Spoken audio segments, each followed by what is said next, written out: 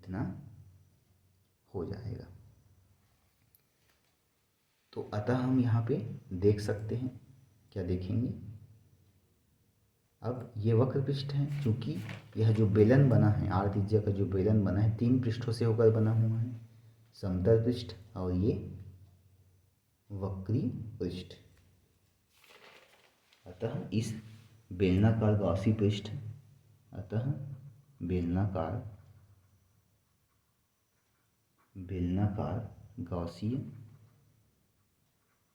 गॉसीय पृष्ठ से होकर गुजरने वाला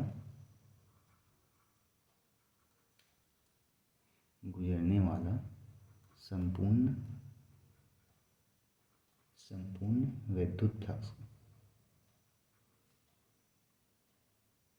ठीक है, इन सभी का योग हो जाएगा। किसका? गॉसी पृष्ठ, फाई ई ले लेते हैं, ठीक है। यह क्या हो जाएगा, अपना जो समतल वृत्तीय पृष्ठ है इसका योग, इसका योग और इसका योग हो जाएगा।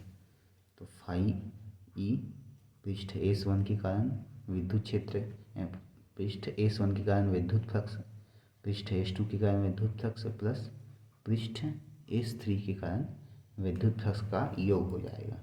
तो ये कुल विद्युत फ्लक्स हो जाएगा उस बेलनाकार गॉसी पृष्ठ से होकर गुजरने वाला विद्युत फ्लक्स हो जाएगा। इसका मान 0 आ गया है, यहाँ पे हम निकाले हैं, ठीक है। 0 + 0 प्लस, और इसका मान आ जाएगा आपका E.2πrl। तो ये विद्युत फ्लक्स फाई ई बराबर E.2πrl। परंतु हमको पता है गाउस प्रमेय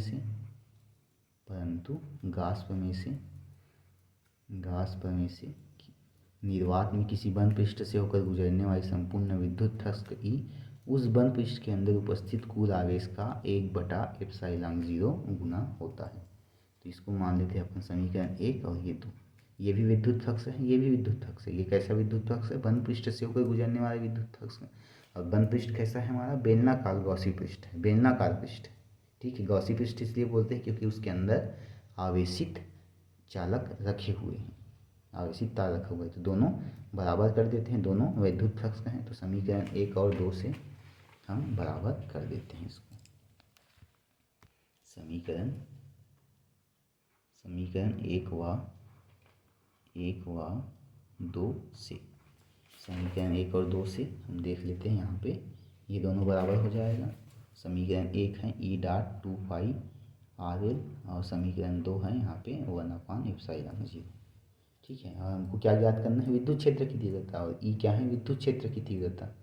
तो ई बराबर हो जाएगा Q/ε0 डॉट, ये इधर बटे में आ जाएगा 2πrl।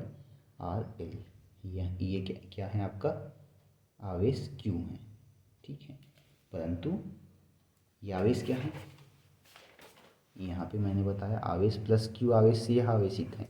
तो ये तो अनंत लंबाई का हो गया, है ना। अनंत लंबाई, एक छोटे से भाग पर आवेश की मात्रा Q है, ठीक है। तो इस पूरे अनंत लंबाई पर आवेश की मात्रा कितनी होगी?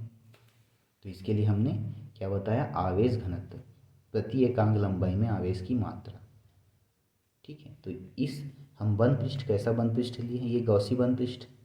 तो इस पृष्ठ के लिए क्या हो जाएगा? इसकी लंबाई L हो जाएगी, है ना। तब आवेश घनत्व हो जाएगा कुल आवेश। उस पृष्ठ के अंदर कुल आवेश हम निकाल सकते हैं, परंतु पृष्ठीय आवेश घनत्व, पृष्ठीय नहीं, रेखीय आवेश घनत्व होगा, है ना।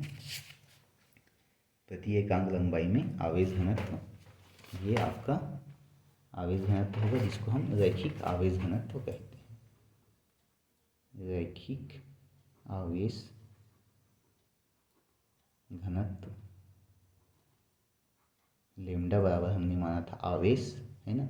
आवेश यहाँ पे क्या है? Q, आवेश बटा लंबाई। किसकी लंबाई? इस पृष्ठ की लंबाई।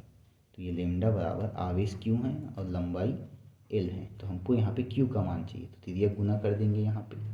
तो ये हो जाएगा Q बराबर लेम्डा L। तो इस Q के जगह ये वाला मान रख देते हैं। इसको समीकरण 3 और ये समीकरण 4। समीकरण 3 और 4 से।